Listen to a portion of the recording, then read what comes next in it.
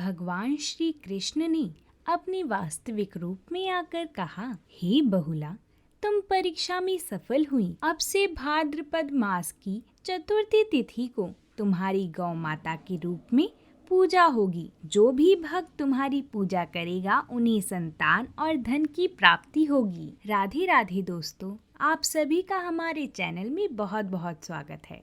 भादवा की चौथ को बधूड़ी चौथ या बहुला चौथ भी कहा जाता है। इस दिन चौथ माता का व्रत रखा जाता है और बधूड़ी चौथ माता की कहानी और बहुला गाय की कहानी को सुना जाता है।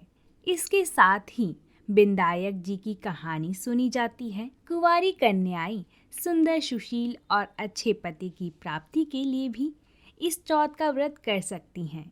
स्त्रियां इस व्रत को अपने सुहाग और पति की लंबी आयु के लिए करती हैं। आज हम आपके लिए 2 भादवा की चौथ माता की कहानी लेकर आए हैं। इसी के साथ अंत में हम श्री कृष्ण की लीला और बहुला गाय की कहानी भी सुनेंगे। तो चलिए शुरू करते हैं।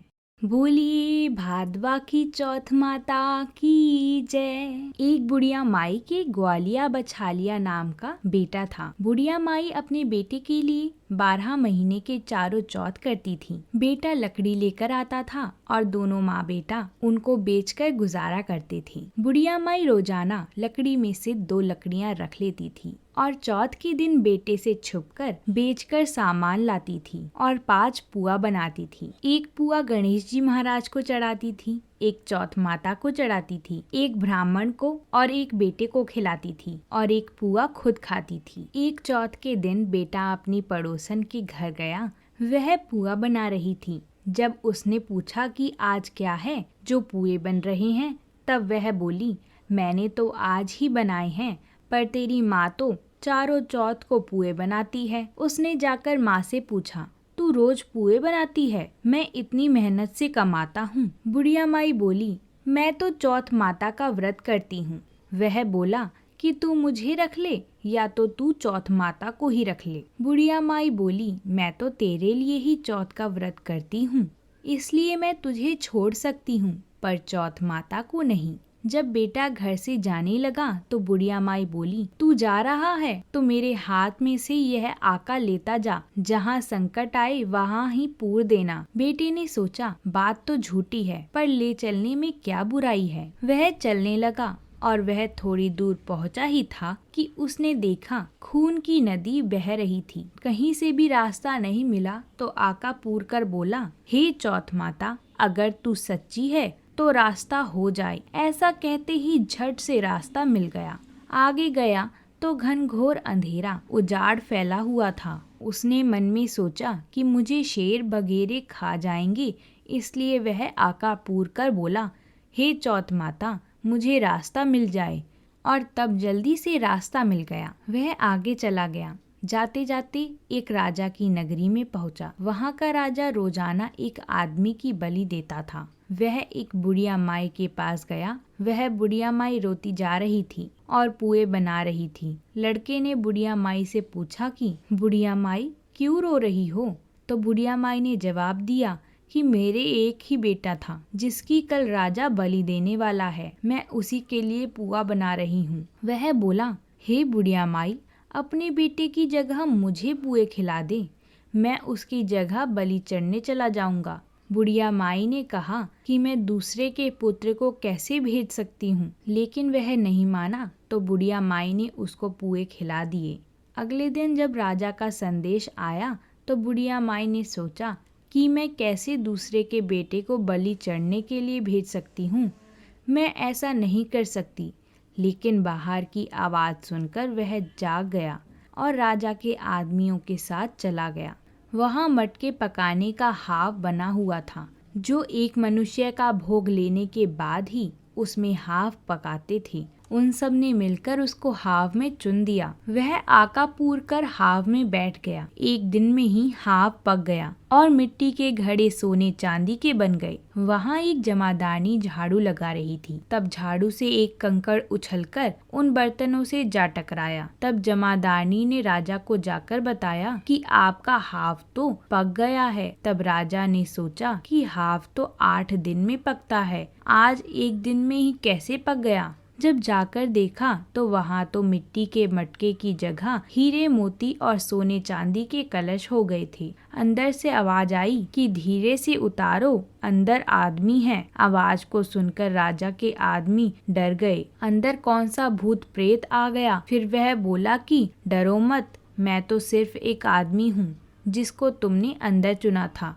देखा तो अंदर हरे हरे ज्वारे उग रहे थे। राजा ने पूछा कि तू अंदर जीवित कैसे बच गया। तब उसने बताया कि मेरी माँ चौथ का व्रत करती है। जब मैं घर से निकला था तो मेरी माँ ने मुझे आके दिए थे। मैं उन्हीं को पूर कर बैठ गया था और चौथ माता के कारण बच गया। तब राजा ने कहा कि मैं तेरे को एक घोड़े पर बैठाकर सांकल बांध देता हूँ। यदि वह सांकल खुलकर मेरे बन जाएगी तो मैं चौथ माता को सच्ची मान लूंगा। तब वह आके पूर कर बैठ गया और चौथ माता से कहने लगा, हे चौथ माता, अब तू ही मेरी लाज बचाना। तब सांकल खुलकर राजा के बन गई। राजा ने अपनी बेटी की शादी उस लड़के के साथ करा दी और बहुत सा धन दौलत देकर उसे विदा किया। पड़ोसन बोली कि माई, तेरे बेटे बहू आए।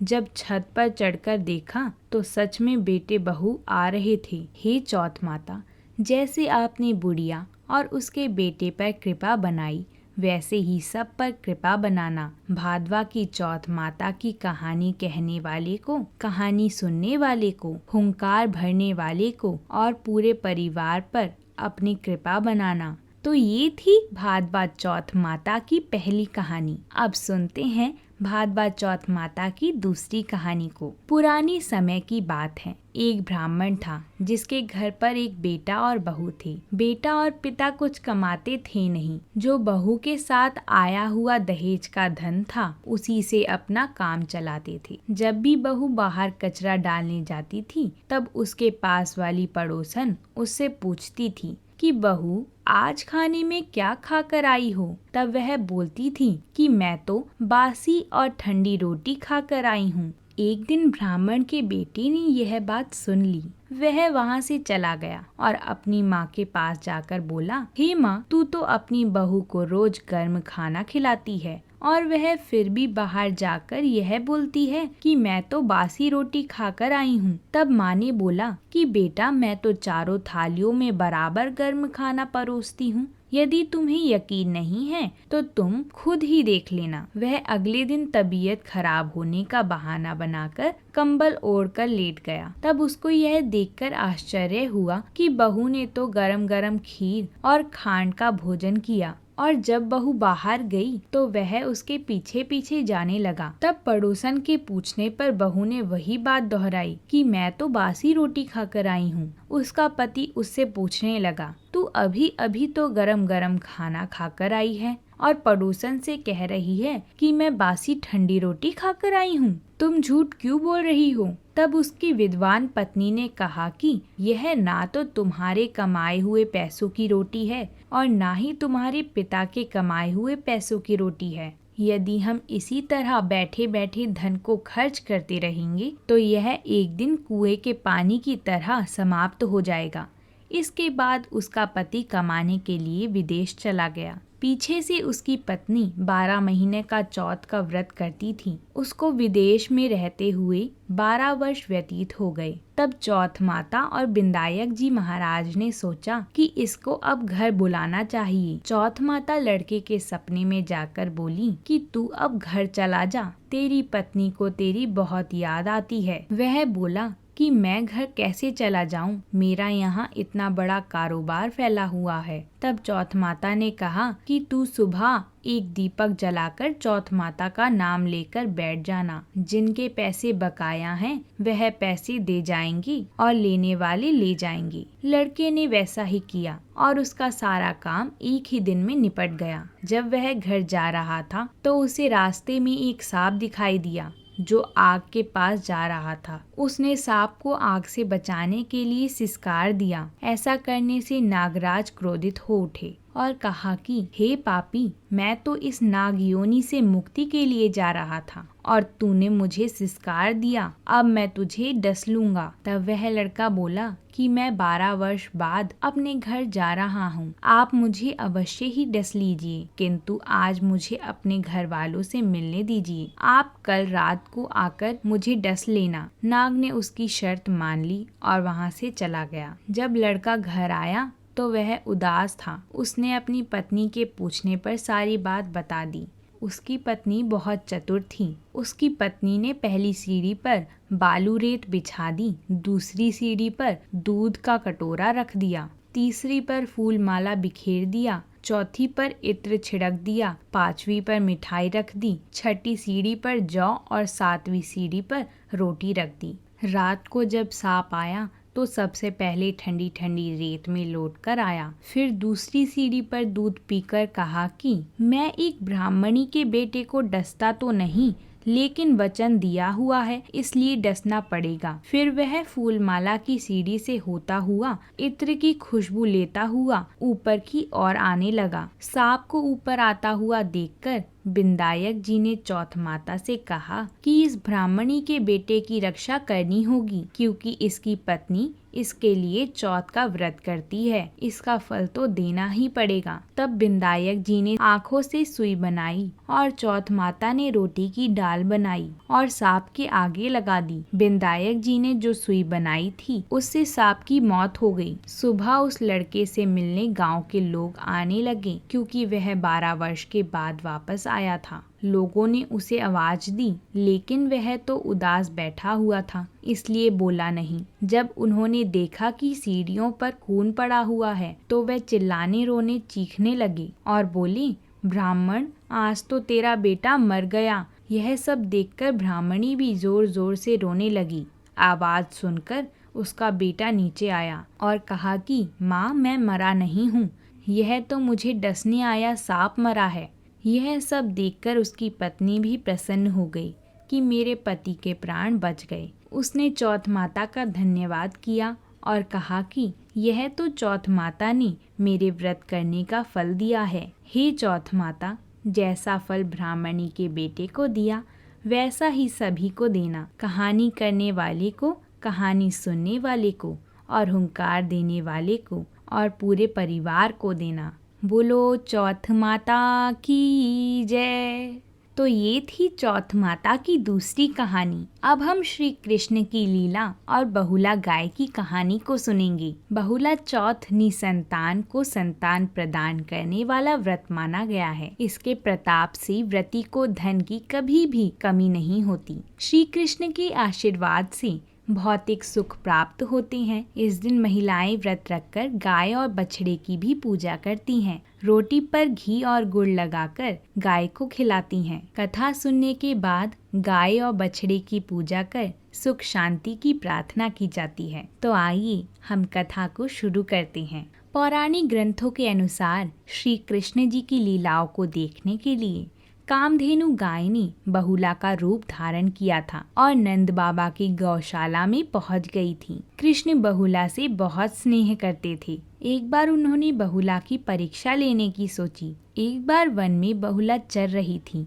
तभी श्री कृष्ण ने शेर बनकर उसके सामने आ गए। बहुला बहुत डर गई। शेर बहुला की तरफ बढ़ा तो बहुला ने हिम्मत करके उससे बोला कि वो उसे अभी ना खाए, घर में उसका बछड़ा भूखा है, उसे दूध पिलाकर वो वापस आ जाएगी। शेर नहीं माना। तभी बहुला ने उसे सत्य और धर्म की शपथ लेकर जाने के लिए अनुमति मांगी। बहुला वापस गौशाला जाकर बछड़े को दूध पिलाती है और फिर जंगल में शेर के पास आ जाती है। शेर उसे देखकर हैरान हो जाता है। तभी श्री कृष्ण अपने वास्तविक रूप में आ जाते हैं और बहुला को कहते हैं कि मैं तुमसे बहुत प्रसन्न हुआ, तुम परीक्षा में सफल रही बहुला। आज के बाद भाद्रपद महीने के कृष्ण पक्ष की चतुर्थी पर तुम्हें गौ माता के रूप में जो भी पूजेगा उसके पास सुख समृद्धि, धन, ऐश्वर्य व संतान की कमी नहीं होगी। तो दोस्तों, ये थी बहुला गाय माता की कहानी। बोलो बहुला गाय माता की जय। जय श्री कृष्णा। तो दोस्तों, आज हमने बधूड़ी चौथ माता की कहानी और बहुला चौथ व्रत की कहानी को सुना है। इन कहानियों को सुनने से या पाठ करने से सभी पर भगवान की कृपा बनी रहती है। अगर आपको ये वीडियो अच्छी लगी हो तो कमेंट में चौथ माता की जय जरूर लिखें। ऐसी ही और व्रत की कथाओं को सुनने के लिए हमारे चैनल को सब्सक्राइब जरूर कर लें। वीडियो को शेयर करें और लाइक भी करें। जय श्री कृष्णा।